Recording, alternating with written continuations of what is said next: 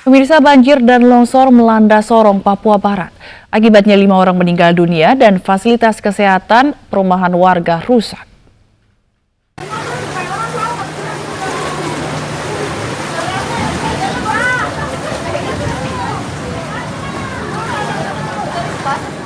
Banjir melanda salah satu rumah sakit di Sorong, Papua.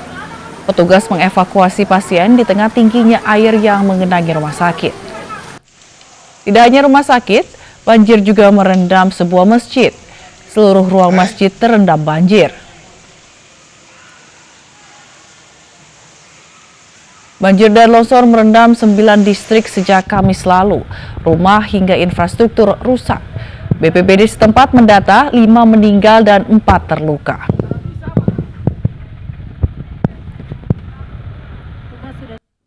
BNPB mendorong agar Pemda Kota Sorong segera menetapkan status tanggap darurat bencana banjir dan longsor, serta membentuk posko penanganan darurat bencana.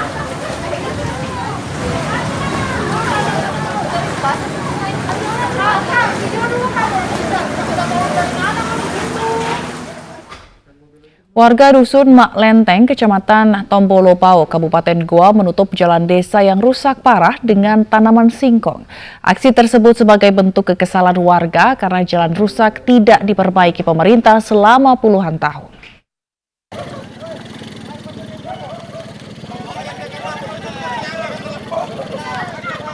Kesal lantaran jalan desa rusak dan berlumpur, ratusan warga Dusun Mak Lenteng, Kecamatan Tombolo Pao, Kabupaten Goa, Sulawesi Selatan, menanami jalan desa dengan tanaman singkong dan pisang.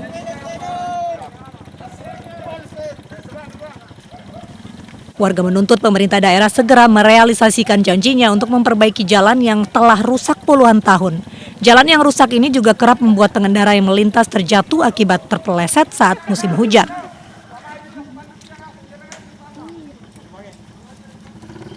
Saya juga selaku pemerintah di Dusun Mak Lenteng pernah menyampaikan di masjid bahwa insya Allah tahun depan kita akan mendapatkan aspal menurut informasi dari Bapak Kepala Desa.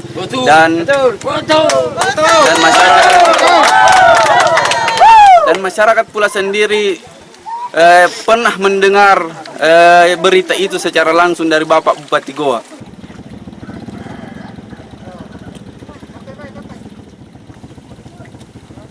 Aksi protes oleh warga Mak Lenteng ini akan terus dilakukan hingga pemerintah memperbaiki jalan yang menghubungkan antara Kabupaten Goa, Maros, dan Kabupaten Sinjai ini.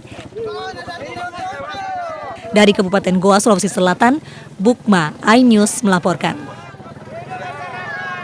Banjir bandang yang menerjang Luwu Utara, Sulawesi Selatan memutus jembatan penghubung antara 5 desa dan kota Masamba. Ratusan kepala keluarga di 5 desa tersebut terisolasi.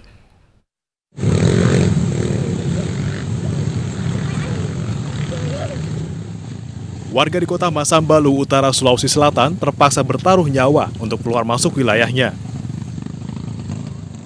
Jembatan penghubung yang selama ini mereka lalui terputus akibat banjir bandang. Putusnya jembatan ini membuat warga di 5 desa terisolasi. Desa Baipi, Masamba, Sumilin, Lantang Talang, dan Pincara kini tak bisa diakses oleh kendaraan roda 4. Akibatnya, stok logistik dan air bersih menipis hingga warga terancam kelaparan.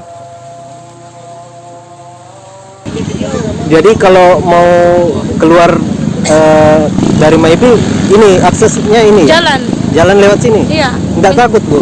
Iya, takut. Kalau air pasang ya? Iya, takut, tapi mau diapa sudah jalan terputus, aksesnya putus. Warga berharap agar jembatan segera diperbaiki atau dibangun kembali agar roda perekonomian terus berjalan. Dari Luwu Utara, Sulawesi Selatan, Nasruddin Rubak, iNews melaporkan.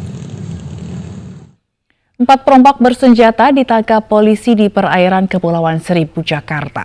Penangkapan perompak diwarnai tembakan peringatan karena tak kunjung menyerahkan diri.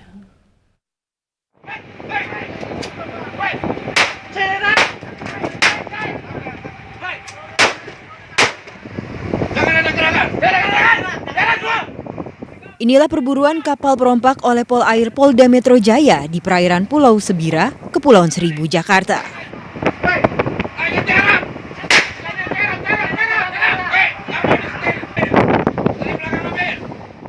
Tembakan peringatan dilepaskan karena para perompak tidak menyerahkan diri. Setelah 30 menit, 4 perompak ditangkap dan 2 kapal diamankan petugas.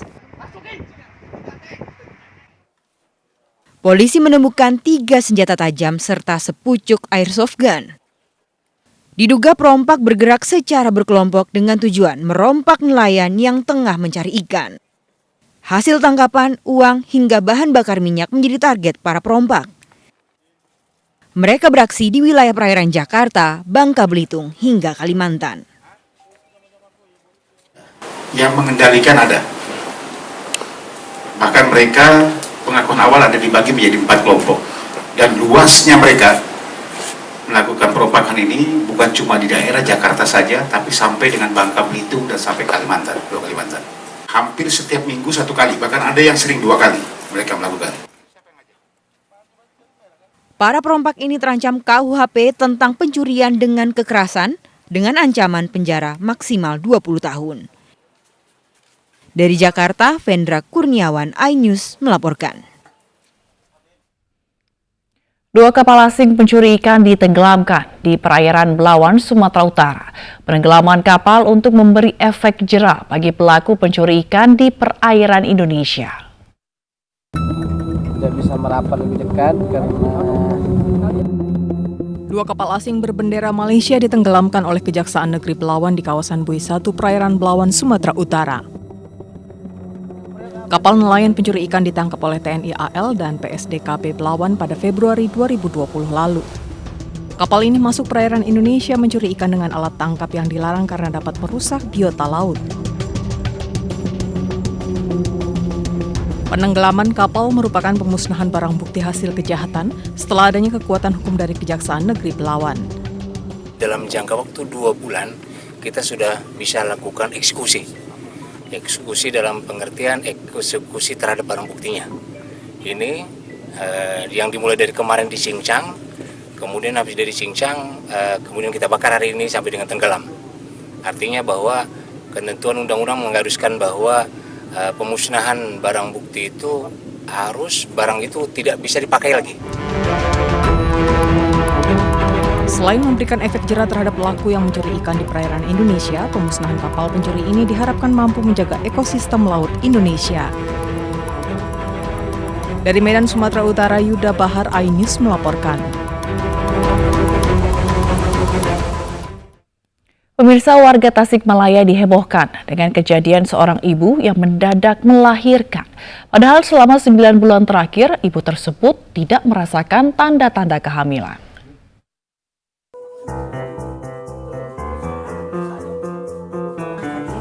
Kelahiran seorang bayi di desa Mandalasari, Kabupaten Tasikmalaya, Jawa Barat mendadak viral. Sabtu malam, hanya dalam hitungan 1 jam, seorang ibu melahirkan bayi laki-laki. Selama ini sang ibu tidak merasakan adanya tanda-tanda kehamilan seperti yang pernah dirasakan pada saat hamil anak pertama dan kedua. Setiap bulan sang ibu masih datang bulan. Tabuh dalapan, tabuh dalapan. Aya nu usik sakali di kulon teh pas dicana ka dieu ngageung. Setengah 10 ngalahirkeun. Dokter Puskesmas memastikan kondisi tubuh bayi sehat dan lengkap. Tim medis akan melaporkan kepada Kepala Puskesmas Puspahyang dan Dinas Kesehatan Kabupaten Tasikmalaya. Puskesmas, soalnya yang hasil kami wawancara sekarang nanti akan kami laporkan ke Pak Kepala. Bayi laki-laki yang diberi nama Lingga Cipta Radepa saat ini kondisinya sehat dan tinggal bersama ibu dan kakeknya. Dari Tasikmalaya, Jawa Barat, Asep Juharyono, iNews melaporkan. Polisi tetapkan ayah tiri jenazah bocah yang ditemukan di dalam tandon air sebagai tersangka. iNews Malam segera kembali dengan informasi selengkapnya.